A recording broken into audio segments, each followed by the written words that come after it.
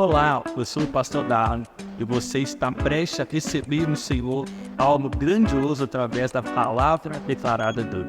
Por isso, prepare o seu coração para aquilo que você irá receber. E antes disso, nós te pedimos, se inscreva em nosso canal e curta esse vídeo. A caixa d'água está falando. Meus irmãos, estou muito feliz de estar aqui junto com vocês. Quero dizer que o meu coração está muito alegre, muito mesmo.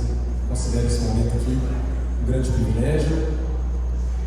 O Espírito de Deus, Ele vai falar aos nossos corações hoje.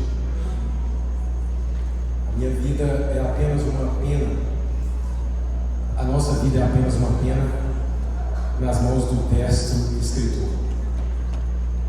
Que essa noite eu me transforme em uma sombra imperceptível e que as labaredas eternas de Deus possam queimar de forma muito perceptível neste lugar. Os nossos corações sejam incendiados pelo poder estarrecedor da palavra de Deus. Bem, estou muito feliz pela família do Francisco, que está junto com a gente aqui hoje. Deus abençoe a vida de vocês, Josi, os meninos. Essa família é um presente na minha vida. Nós tivemos o privilégio de fazermos um discipulado juntos. Foi muito especial. Feliz de ter vocês aqui hoje, tá bom? Deus é bom. Abra a Bíblia de vocês em Lucas, capítulo 16.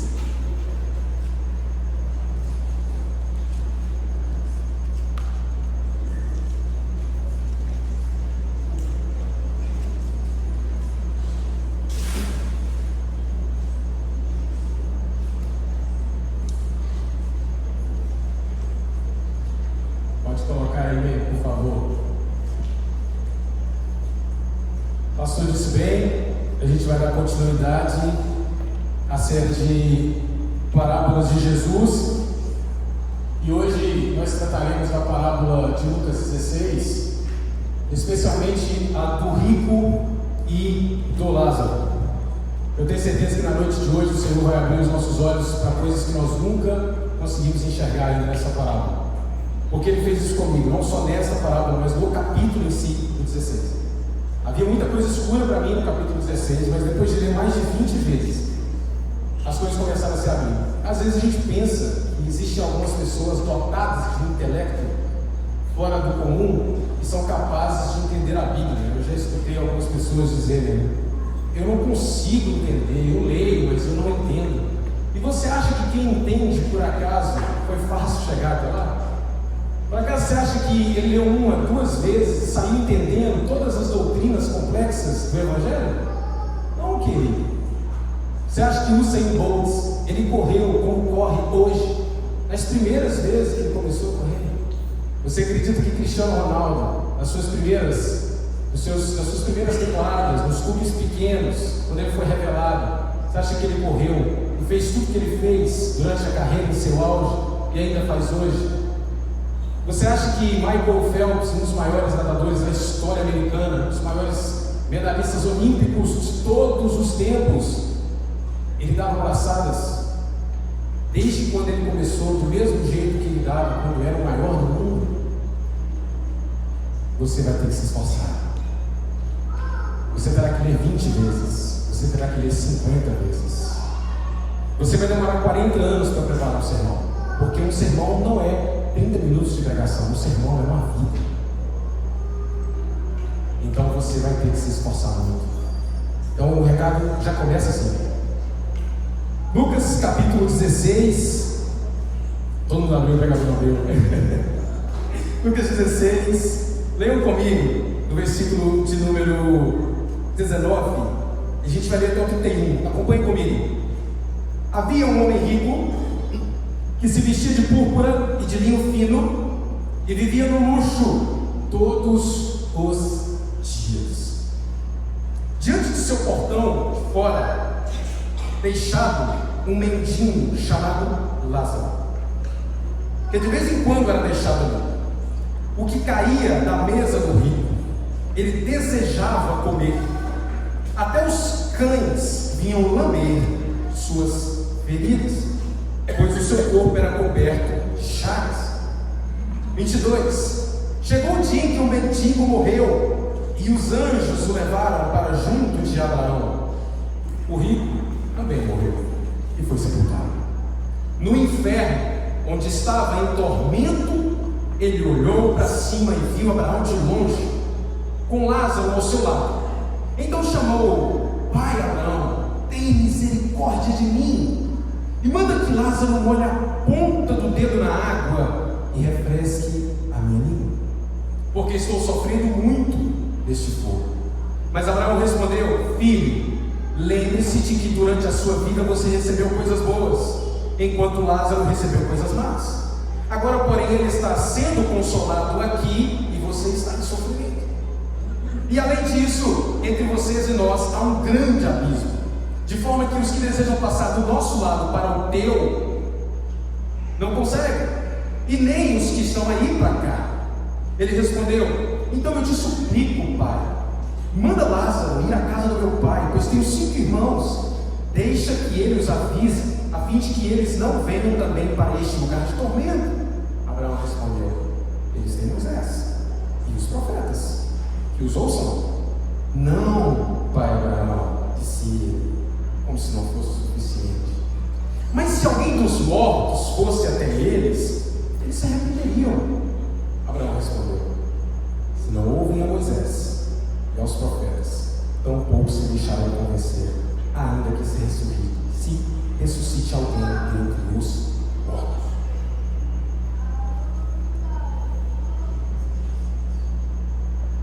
No dia de hoje, nós vamos refletir um tema que Deus fez queimar no meu coração.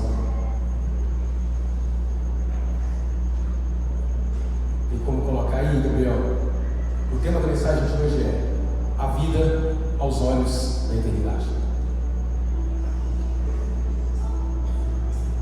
Tem uma canção, e ela mexeu muito comigo, enquanto eu escutava em um momento de oração.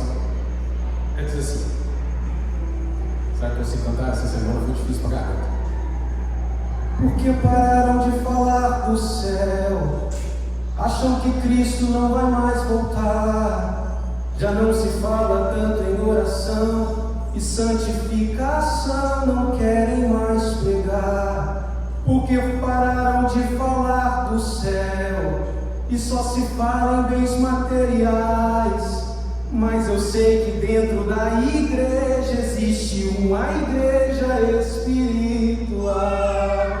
Levanta essa geração, desperta a igreja em oração, faz arder de novo e acende o fogo. Por que a gente parou de falar do céu? Por que a gente perdeu de vista, diante das lentes dos nossos óculos terrenos, a eternidade? Vocês percebem que o que eu estou acabando de falar aqui vem de encontro a muitas mensagens, as últimas mensagens que Deus fez com que desse púlpito fluísse como rios de águas vivas. A questão é que muitas vezes nós nos acostumamos com a rotina de nossas cerimônias, de nossos rituais, daquilo que a gente chama de culto de forma errônea, porque culto não é estar aqui no domingo de 7h30, de 7 até as 9. Culto não é estar aqui na quarta, de 7h30 às 9. Isso não é culto, culto é vida. Isso aqui é ajuntamento. Isso aqui é reunião de pessoas. Isso aqui é aproximação para que juntos possamos dar continuidade. Isso aqui nada mais é do que a extensão de uma semana de culto. Isso aqui nada mais é do que o momento em que eu tenho para olhar para o lado e para o outro, e para trás e para frente, e enxergar que eu não adoro a Deus sozinho. Tem um reino gigantesco espalhado na face da terra, povoado de toda tribo, povo, língua e nação, comprados com o mesmo preço, não com ouro, nem com prata, e nenhuma joia corruptível, mas com o sangue de Cristo na cruz do Calvário. Ele fez de todos um só povo. Eu estava escutando na verdade uma mensagem de Eber Campos, presbiteriano, e ele dizia algo fantástico. Eu nunca tinha parado para pensar nisso. Ele disse assim: você sabia que o culto não é o melhor momento para você fechar os seus olhos? Aquilo me intrigou. E ele continuou a dizer: porque o culto Deus escolheu para você olhar para o lado. O culto, meu irmão, é a vareta, é o madeiro horizontal, sem o qual a cruz não seria plena.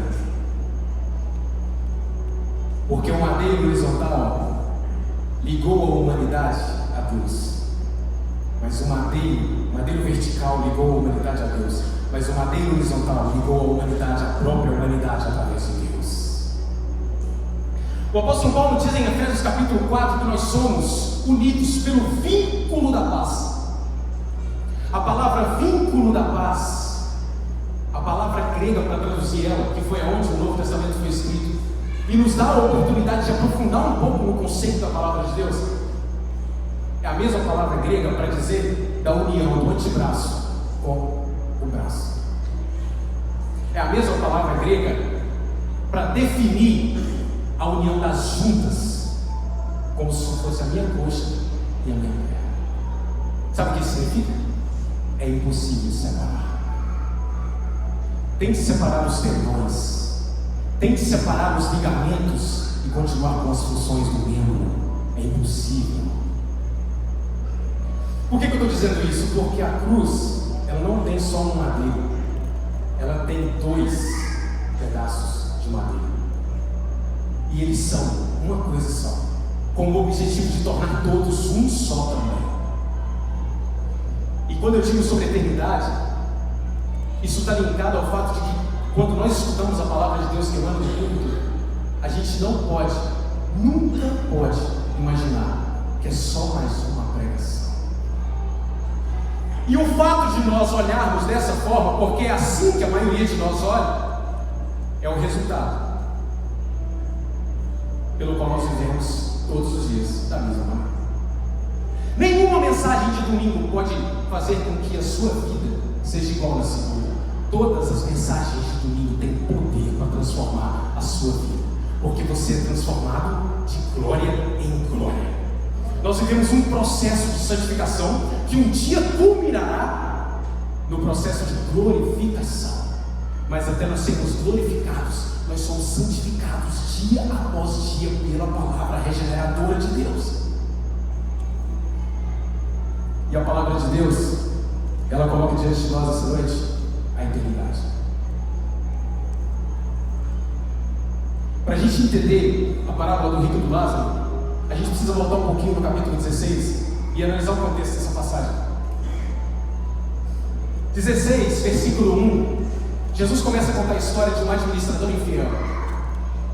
Um grande senhor, dono de terras, dono de muitas posses, entrega para esse administrador a administração, a contabilidade de tudo que ele tem. Esse administrador, ele é infiel com esse homem e começa a fazer falcatruas com as suas riquezas.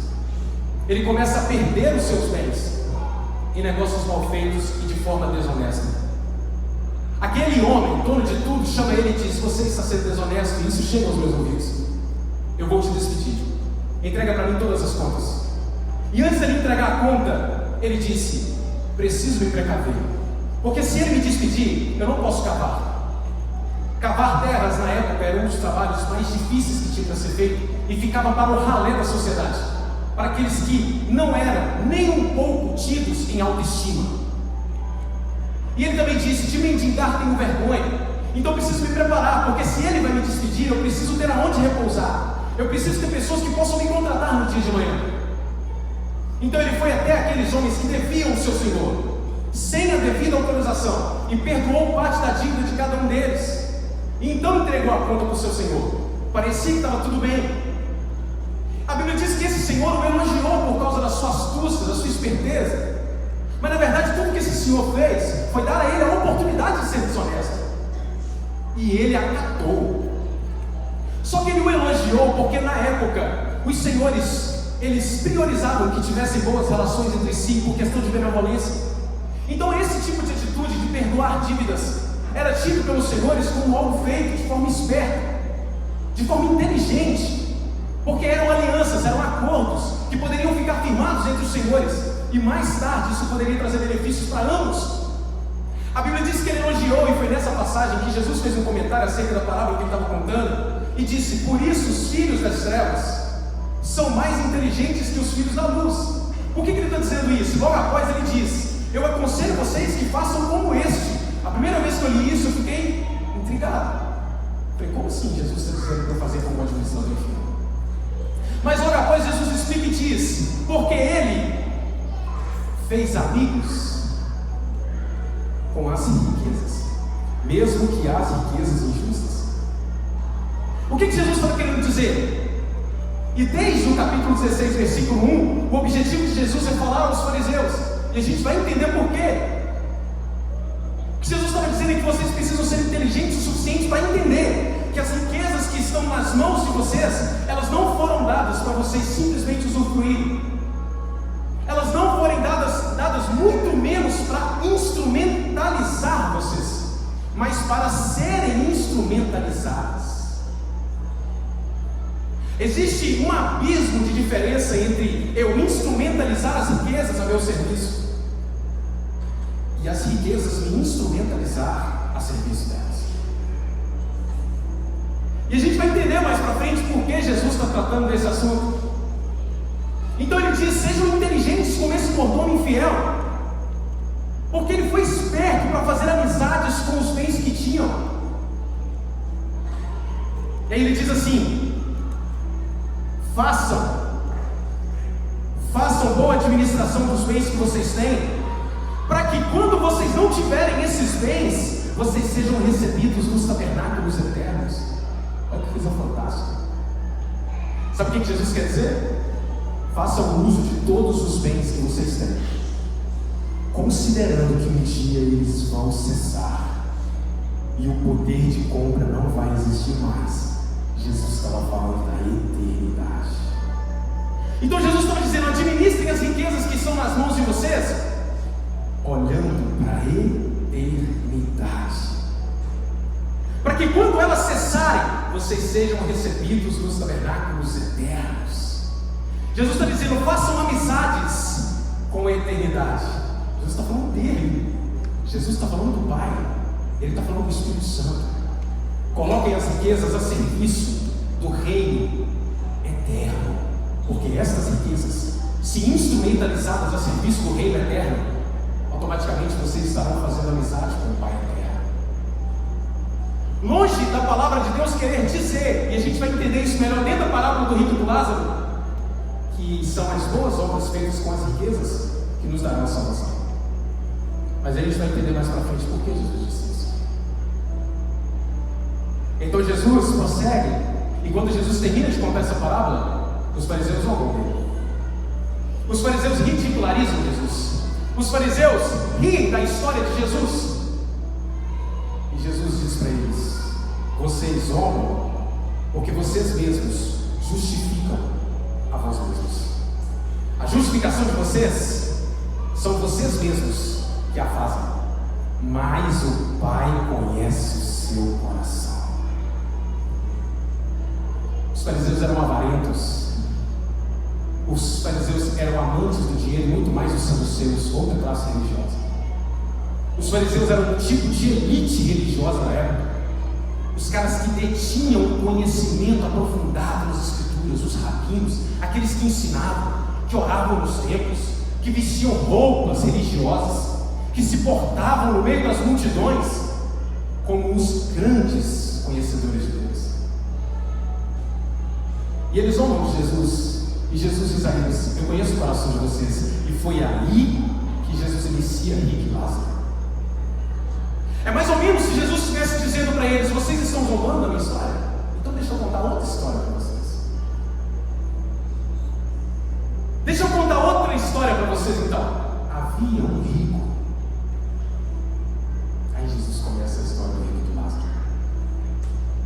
O alvo da parábola de Jesus eram estes avarentos, gananciosos, cujos corações estavam tão ligados à terra que os seus olhos não conseguiam se abrir para enxergar a eternidade.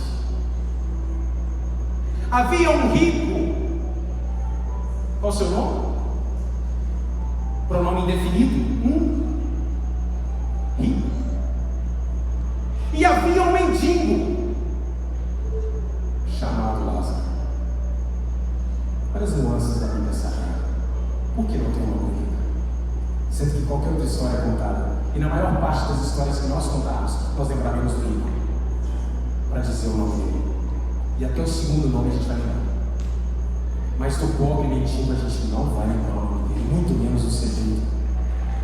Do pobre mendigo, talvez nem sua assinatura seja registrada em nossas mentes. Mas Jesus não esqueceu o nome do pobre, né? Interessante, né? No entanto, do rico, seu nome não aparece. Mas calma, esse não é só o primeiro e o último. Vão acontecer mais vezes na parábola, na história que Jesus conta, e a gente vai entender por quê. E esse rico vivia em ostentação regalada.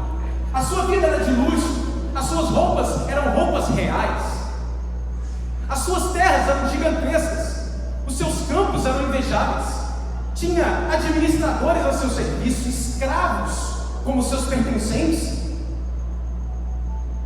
Este rico era tido na época como alguém a quem todos queriam estar perto.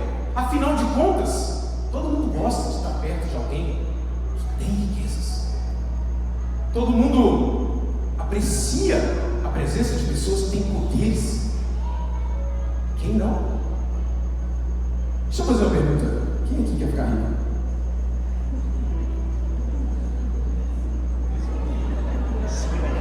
Estão vendo o burburinho? Estão vendo? Quem aqui está contente? Está vendo como as coisas mudam? E a questão é: Deus tem algum problema em sermos ricos? Todos os pregadores que não, né? E a gente diz: por que então eu não sou rico? Você não tem problema? A questão é que Deus não se importa.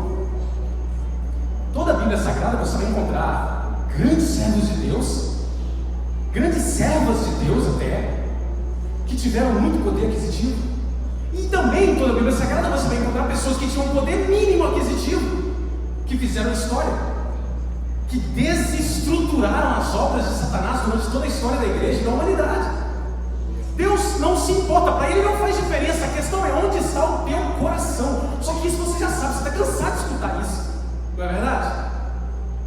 A questão é que nós não colocamos em prática 1 Coríntios capítulo 11, o texto da ceia. Examine-se, pois, o homem a si mesmo. O tempo todo a gente está querendo encontrar no outro uma régua para nos medir. E a gente diz: mas fulano é rico e serve a Deus?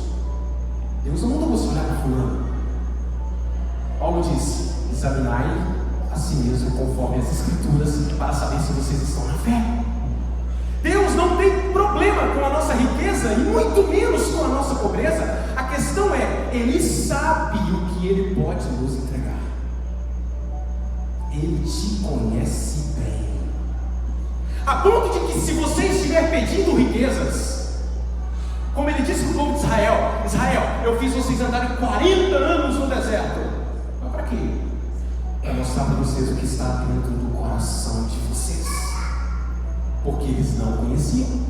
Em Jeremias capítulo 29, o que está escrito lá? Enganoso e perverso é o coração do homem, quem vai o conhecer? Quem é capaz de o esquadrinhar? Quem tem a possibilidade de o prescrutar? Quem tem a possibilidade de entrar lá dentro e saber o que tem de verdade lá dentro? O que nenhum cirurgião da terra é capaz de fazer, com o bisturi mais afinado que possa existir, o Senhor Deus consegue fazer. Salmos número 139: antes que a palavra me venha à boca, o Senhor já esquadrinhou o meu coração e sondas-me até o profundo do meu ser. Esse Jesus que conhece o coração dos fariseus lança essa parábola. Lembra no nome do pobre, não lembra do nome do rico, já para começar desbancando os fariseus. Eu já quero desbancar a religião de vocês, eu já quero desbancar a forma como vocês pensam. Eu já quero desbancar o que está dentro do coração de vocês, porque na minha parábola o rico não tem nome, mas o pobre tem. E a parábola continua, e a Bíblia diz que esse rico, como um rei dentro de sua casa, tinha à sua porta esse mendigo chamado Lázaro. Esse mendigo estava coberto de feridas, os cães lambiam suas feridas, as suas chagas eram como feridas infeccionadas. Um retrato de uma pessoa completamente dominada por tudo o que há de ruim. Porque além dela não ter poder aquisitivo, além dela não ter nenhum status, além dela não ser ninguém, ela também não tinha saúde. Porque quando você não tem nada dessas coisas que eu disse, ele não tem saúde. Mas ele é isso tinha. E a Bíblia diz que ele morreu. Sabe quando a gente vai mudar a forma de nós vivemos? Quando nós começarmos a pensar na morte. Richard Baxter, um pastor extremamente precioso na história da igreja, ele disse assim: está decidido, todos os dias da minha vida pensarei na minha morte, porque assim manterei diante dos meus olhos a eternidade. Coloca para mim, por favor, a frase de Jonathan Edwards. Olha o que esse homem disse, um dos maiores teólogos da história dos Estados Unidos da América, considerado talvez até o maior teólogo da sua época. Essa oração mexe tanto comigo desde os meus 15 anos de idade, que eu gravei ela na página traseira da minha Bíblia, para que eu nunca esquecesse essa oração. E o tempo todo eu peço que essa oração seja uma realidade na minha vida. O tempo todo eu peço a Deus que essa oração seja uma realidade na minha vida. Porque o dia que nós tivermos gravados nos nossos olhos a eternidade, meu irmão, nós viveremos de forma completamente diferente. O nosso tempo será administrado de forma diferente. O nosso dinheiro será administrado de maneira diferente. O quanto levamos a sério ou não as Escrituras vai ser administrado de forma diferente. O quanto um culto vale para mim será diferente. O tempo que dedico a tudo que eu gosto e o tempo que deveria dedicar a tudo que Deus me convoca a dedicar será diferente também. Você olharia para o reino de Deus de forma diferente se você soubesse que só tem mais 3 meses. Você olharia para tudo na vida de forma diferente. A questão é que tanto quem tinha muito poder aquisitivo e tanto quem tinha pouquíssimo ou nada morreram do mesmo jeito. Já pararam para pensar nisso? A nossa vida é como um sopro. Foi isso que disse o salmista no Salmo 90. Ele disse que nós somos como a erva. De manhã nós somos vistosos. De manhã nós estamos super bem. Mas de tarde, o que dirá? Isaías diz que nós estamos bonitos como uma flor de manhã, mas de tarde a gente murcha. A questão é que a gente não tem isso na nossa cabeça. A nossa mente não é preenchida com isso. Se nós abrirmos a Bíblia em Colossenses de número 3, Colossenses 3, versículo de número 1 e versículo de número 2, diz assim: portanto, já que vocês ressuscitaram com Cristo, procurem as coisas que são do alto, onde Cristo está sentado à direita de Deus. Mantenham o pensamento nas coisas do alto, não nas coisas terrenas, pois vocês morreram. Agora a sua vida está escondida com Cristo, meu irmão. Quando Cristo, que é a sua vida, for manifestada, então você também será manifestado com Ele em glória. Vocês estão conseguindo compreender isso comigo? Sabe qual o maior erro dos ricos? Acharem que são donos de suas empresas. Não existe ninguém rico na terra. Não existe nenhum bilionário, filantropo na terra. Eles não são donos de absolutamente nada. Quando eles vieram para a terra, todas as riquezas já estavam aqui. Já pararam para pensar nisso? elas só foram transferidas como se fosse uma troca. Só que detalhe, estes que lá na conta do banco está registrado o seu CPF, independentemente de sua nacionalidade, esses só respira porque o Deus da vida soprou em suas narinas. Ou seja, ele não é dono de absolutamente nada, porque para ele ser dono de tudo, ele depende de algo que ele não controla. Que coisa fantástica! Da mesma forma como o rico da parábola não controlava o dia em que ele ia morrer, e por isso o mendigo à sua porta não fazia diferença para ele, e as migalhas ele ansiava comer da mesa dele, mas não vinham. Todas as parábolas do capítulo 16 estão aqui para nos mostrar que Deus tem tanto ricos quanto pobres na terra. E por que Deus mantém pobres e ricos na terra? Afinal de contas, os pobres sofrem. Eles nunca deixaram de sofrer. Durante toda a história da humanidade, os pobres sofrem. E os ricos? A questão, meu irmão, é que você não parou para analisar. Porque todo mundo sofre. Só que sofrem de preocupações diferentes. Porque para o pobre, Deus está dizendo em Provérbios: cuidado, aquele que anela alcançar riquezas corre grande risco de cair em tentação. 1 Timóteo, de número 6, olha o que diz lá. 1 Timóteo 6, a partir do versículo de número 7, está escrito assim: pois nada trouxemos para este mundo, e dele nada podemos levar. Olha o que diz: por isso, tendo que comer e tendo que vestir, estamos com isso satisfeitos. Os que querem ficar ricos caem em tentação, em armadilhas, em muitos desejos descontrolados e nocivos, e levam os homens a mergulharem na ruína e na destruição. Cuidado. Vejam bem, Paulo está falando aos pobres agora. Cuidado, olha só, ficam satisfeitos, sejam satisfeitos com o que tem para comer, com o que tem para vestir. Cuidado para não quererem ficar ricos, porque muitos que querem ficar ricos caem em tentação, caem em armadilhas. Aí ele diz: por que no 10? Pois o amor ao dinheiro é a raiz de todos os males. Ok? A mensagem aos pobres.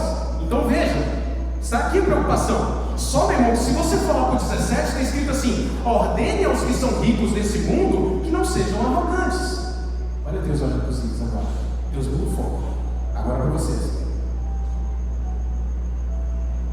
Nem ponham a sua esperança na incerteza da riqueza, mas em Deus, que de tudo nos provê ricamente para nossa satisfação. Ordene a eles para que a âncora da alma deles não esteja na sua conta bancária, mas em Deus. E ordena aos pobres para terem muito cuidado, porque os que querem ficar ricos caem em tentações e armadilhas. Ou seja, Deus está olhando para os dois povos, meu irmão. Por isso, para ele não importa, para ele não faz diferença. Afinal de contas, tudo que um possui e tudo que o outro vem a possuir é dele. Ageu 2,8, ele é dono do ouro, dono da prata.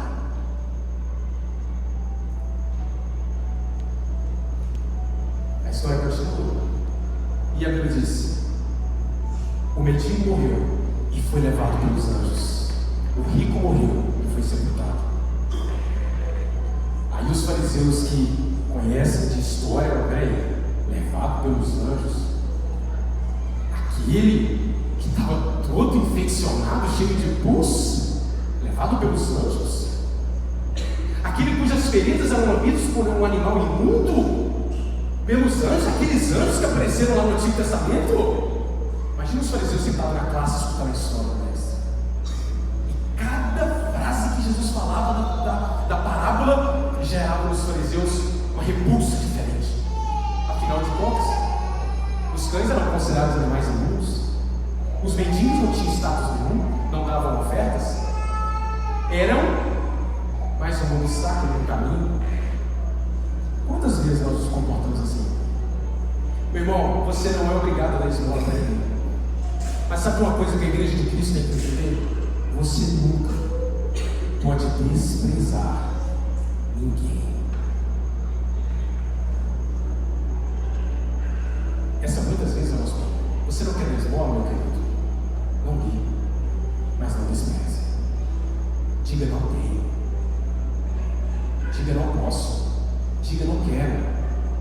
Mas não despreze ninguém. Você Senhor está olhando para cada fio de cabelo que tem no planeta. E Ele não se esquece de ninguém. Ele é o artesão desses quadros aqui na Terra, meu irmão. Os 7, 8 bilhões, e aqueles que ainda vão existir, e aqueles que existiram e se foram, todos estes foram pintados pela terra. Não despreze ninguém.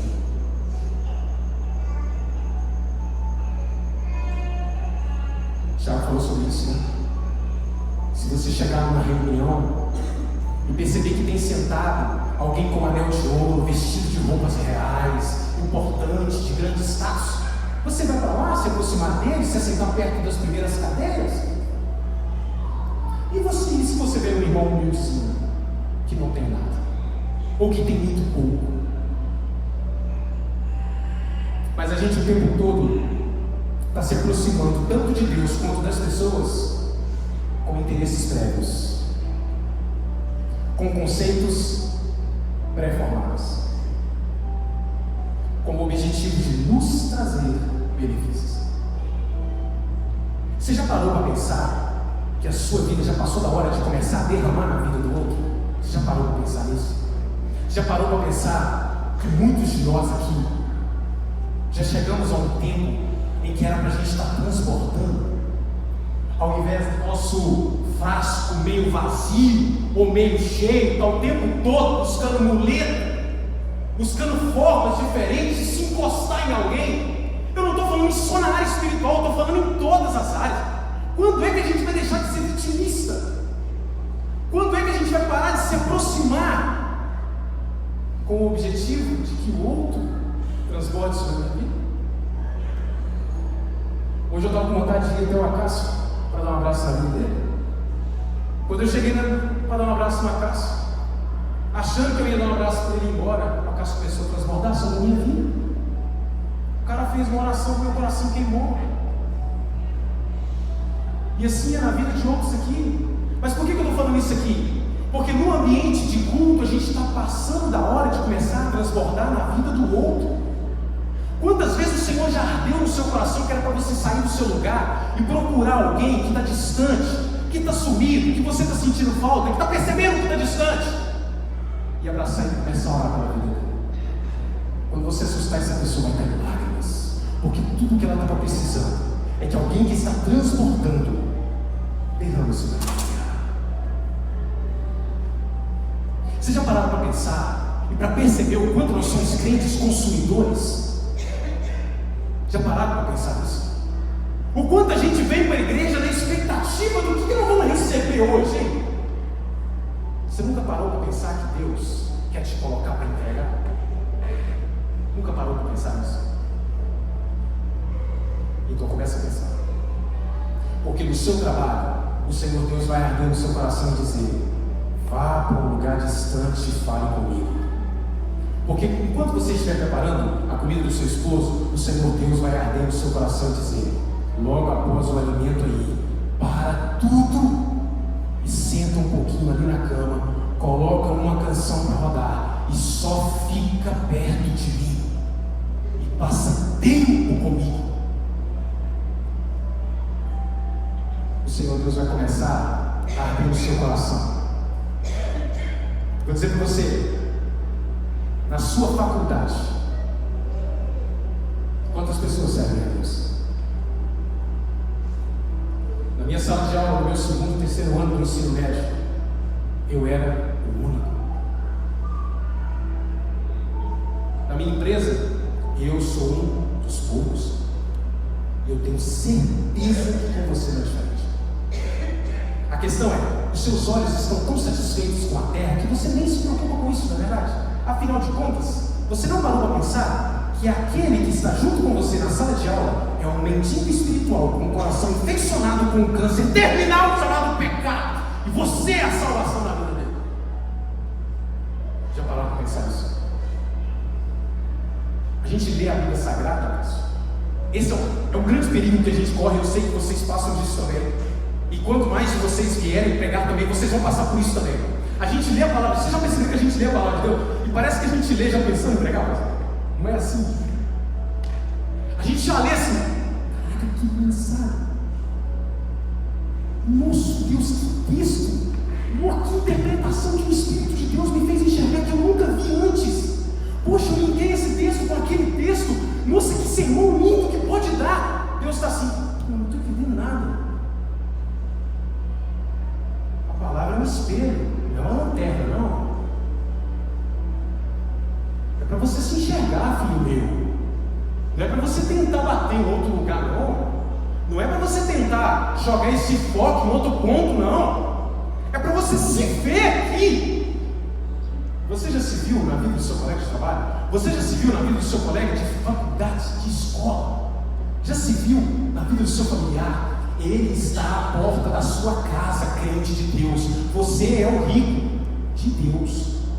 Você tem a salvação, meu irmão. A graça te alcançou. Os braços longos da misericórdia de Deus te alcançaram. Te tiraram de um lago horrível, de um charco de lodo, como dizem Salmos 40. Deus te buscou nas trevas exteriores, tão densas que poderiam ser tocadas. A luz de Deus raiou e fez com que você contemplasse os raios da graça de Deus, e nunca mais a sua vida foi a mesma. Apesar disso, você não está enxergando o mendigo que está próximo a você, completamente necessitado da graça. Todo mundo vai morrer.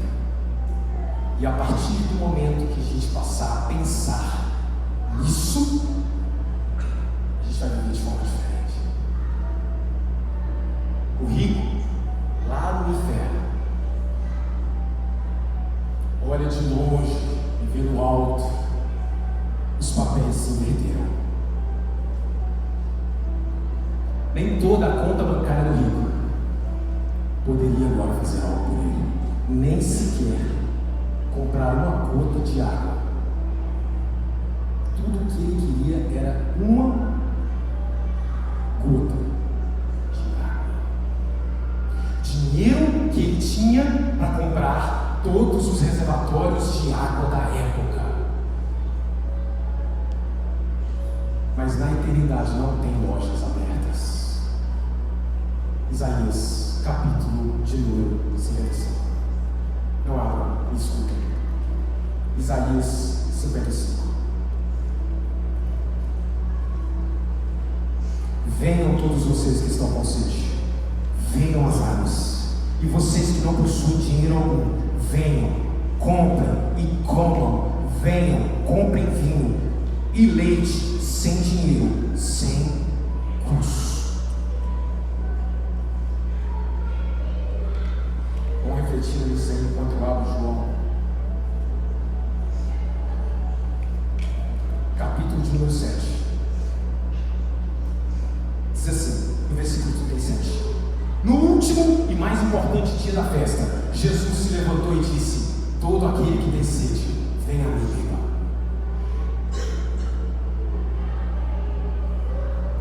A gente escuta aquela canção nos cultos da praça, parece não falar conosco, né? Parece que é para os perdidos, né? Afinal de contas, a gente está chamando Abraão de pai, então a gente tem religião, né? Pai Abraão. Lembra de João capítulo 6? Lembra quando os fariseus estavam dizendo para Jesus: para com isso, meu pai é Abraão, rapaz. Sou filho dos hebreus, tem sangue azul. Jesus olhou para eles e disse: você está vendo essa pedra aí, ó? Até essa pedra eu faço suscitar filho para Abraão. Então o rico chama pai Abraão. E não é só uma vez, não, irmão. Não é só uma vez, não. Não considerava Abraão como pai mesmo. Não conhecia a coisa. A religião não te servirá de nada se enquanto você viveu, sua vida foi na terra. Se todas as riquezas que você entesourou permanecerem dentro desses 4 cantos terrestres, amanhã pode ser muito tarde.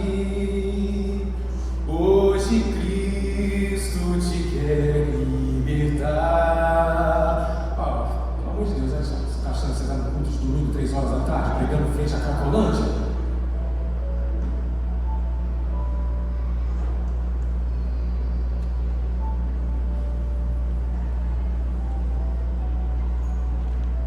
A gente tem a tremenda falta de entendimento, para não dizer outra coisa, de que religião nos assegura de alguma coisa. De que o fato de nós praticarmos de forma correta os ritos cerimoniais, praticarmos de forma ordeira a paz do Senhor, ou para os mais arrojados, que as paz da parte de Deus, nosso Pai, ou para os mais pentecostais, o cumprimento à noiva do Cordeiro com a paz do Senhor. E a gente acha que isso nos assegura alguma coisa, de forma que quando a gente morrer, a gente possa dizer: pastor da aula, estava lá, fazia parte, eu tomava ceia, dizia Senhor, Senhor, e ele dirá: não, Senhor, porque o dia que era para você ter manifestado a salvação, você não manifestou, então você nunca me conheceu.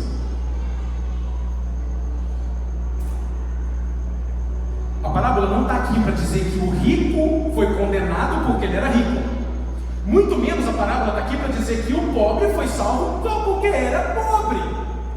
Não significa nada. O seu sofrimento não pode te levar nem para o céu nem para o inferno. Ainda bem por isso. A parábola está aqui para dizer que apesar de rico ele pode ir para o inferno, e apesar de pobre e desprezado, Deus ainda vai lembrar do seu nome. A comitiva que vai levar ele para a eternidade são os anjos, e o seu companheiro não vai ser nenhum demônio, vai ser o pai da fé.